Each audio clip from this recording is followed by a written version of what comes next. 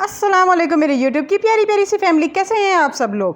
آج میں کیا بنانے والی ہوں؟ آج میں بناؤں گی پشاوری چرسی چکن کڑھائی۔ اس کے لیے یہ سب سامان رکھا ہوا ہے۔ یہ میں نے مرغی لے لی ہے، پورا مرغا میں نے لیا ہوا ہے، 2 کلو مرغی ہے۔ یہ اس کو میں نے کڑھائی کی شیپ میں کٹوایا ہوا ہے، ٹھیک ہے۔ یہ لہسن اور ادرک میں نے لے لیا ہے تھوڑا تھوڑا، اس کو میں نے پانی میں ڈال کے 2 گلاس پانی ڈال کے اس کو میں نے ابال لیا۔ جب 1 گلاس پانی رہ گیا نا تو اس کو میں نے چھان لیا۔ یہ اس کا لہسن ادرک کا پانی ہے، ٹھیک ہے۔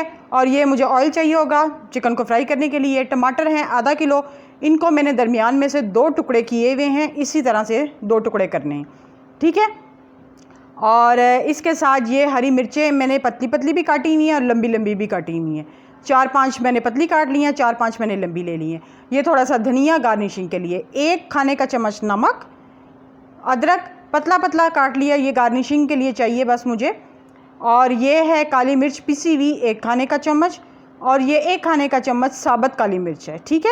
یہ بس تھوڑا سا سامان ہے یہ، اور اس کے اب چلتے ہیں پکائی کی طرف۔ یہ دیکھیں جی، ادھر کڑھائی میں نے رکھی ہوئی ہے، چولہا میں جلا لیتی ہوں۔ اس کے اندر میں ڈالتی ہوں آئل، کوکنگ آئل، یہ میں نے ڈال دیا۔ اتنا ڈالنا ہے کہ اس میں مرغی اچھے طریقے سے فرائی ہو جائے، ٹھیک ہے۔ بعد میں جو آئل ہوگا ایکسٹرا وہ میں نکال لوں گی۔ اب یہ گرم کر کے اس کے اندر تو میں نمک بھی ساتھ ہی ڈال دوں گی۔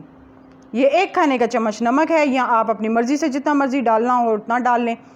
1 کھانے کا چمچ میں نے لیا ہوا ہے، اس کو اچھے طریقے سے میں اس کے اندر ڈال دوں گی۔ اور اس کے اندر ہی میں مرغی جو ہے 2 کلو کی قریب ہے، یہ مرغی بالکل یہ کڑھائی کی شیپ میں اس کو کاٹا ہوا ہے۔ کڑھائی بنانی ہو نا تو یہ کڑھائی کی شیپ میں کٹا ہو تو ہی اچھا رہتا ہے، چھوٹے چھوٹے پیس ہوں تو اچھا اس کا ذائقہ بنتا ہے، بڑے بڑے جو ہوتے ہیں نا پیسز وہ نہیں اچھے لگتے کڑھائی میں، ٹھیک ہے۔ یہ میں نے سارا اس کے اندر ڈال رہی ہوں، جو ایکسٹرا پانی ہے وہ میں نکال دوں گی نا اس کے اندر سے، ٹھیک ہے۔ یہ سارا میں نے ڈال دیا، اس کو میں نے فرائی کرنا ہے، اتنا فرائی کرنا ہے کہ اس کا رنگ بدل جائے گا اچھے طریقے سے، یہ گولڈن گولڈن ہو جائے گی، پانی اس کا خشک ہو جائے گا اور یہ گولڈن گولڈن سی ہو جائے گی، ٹھیک ہے۔ اس کو میں سارا اس کے اندر اچھے اور تیز آگ پہ کرنا ہے اس کو فرائی، ہلکی آگ پہ یہ نہیں ہوگا، کیونکہ جب جیسے ہی مرغی ڈالو نا تو پانی مرغی کا پانی ہوتا ہے تو آگ ہمیشہ تیز ہونی چاہیے تاکہ اس کا اپنا پانی فوراً خشک ہو جائے، پھر مرغی میں اسمیل نہیں آتی، ٹھیک ہے۔ یہ دیکھیں جی، یہ زبردست سی مرغی میری فرائی ہو گئی ہے، رنگ دیکھیں اس کا کیسے گندمی سا ہو گیا ہے نا۔ اور اس کا جو آئل ہے نا، اب جو ایکسٹرا آئل ہے، اتنا زیادہ آئل تو نہیں ہمیں چاہیے ہوگا، یہ سارا آئل میں اس کا نکال لوں گی، صرف اتنا آئل رکھوں گی اس کے اندر جتنا مجھے یہ کھانے کے لیے چاہیے۔ یہ باقی سارا آئل میں اس کا نکال لوں گی، یہ کسی اور کھانے میں کام آ جائے گا، ضائع نہیں ہوگا، ٹھیک ہے۔ میں آئل اس کا نکال لیتی ہوں۔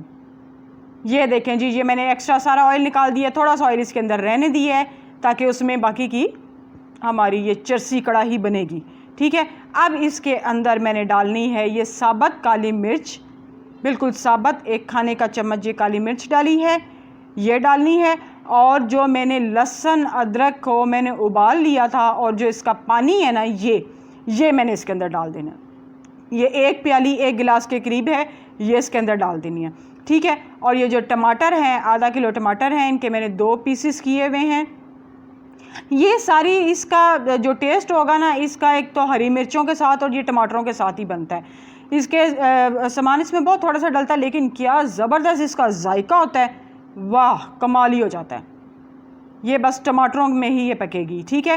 یہ میں نے ڈال دیا، اب اس کو میں ڈھک دوں گی تقریباً 10 منٹ کے لیے، اس کو ہلکی آگ پہ اس کو میں نے ڈھک دینا ہے تاکہ ٹماٹروں کی اسکن اچھی طریقے سے نرم ہو جائے، ٹھیک ہے۔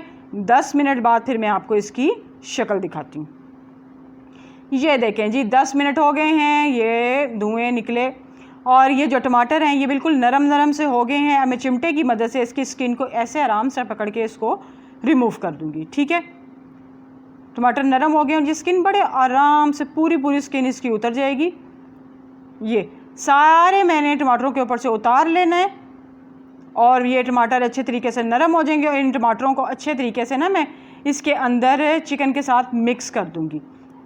پانی ابھی اس کے اندر ہے، ٹماٹر پہلے میں مکس کروں گی، اس کے بعد دیکھیں گے ہمیں جتنی گریوی چاہیے ہوگی اتنا پانی رکھ لیں گے، باقی کو خشک کر لیں گے۔ یہ اب اپنے پہ ڈیپینڈ کرتا ہے کہ کتنی گریوی چاہیے۔ اب میں یہ چمچ سے سارے مکس کر لوں گی، یہ دیکھیں نا کتنے نرم نرم ہوئے ہیں، گلے ہوئے پورے ٹماٹر ہیں۔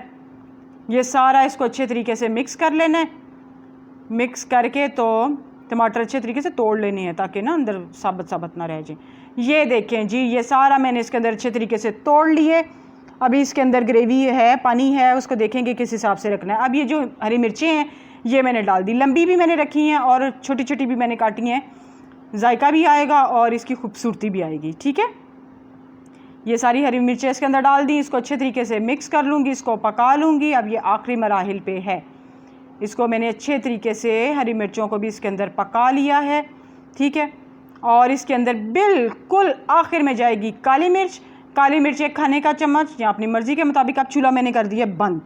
ठीक है, बस ये इसका काम था। अब इसकी ग्रेवी जितनी रखनी है उतनी रख के अब इसकी मैं फ़ाइनल लुक आपको दिखाती हूँ।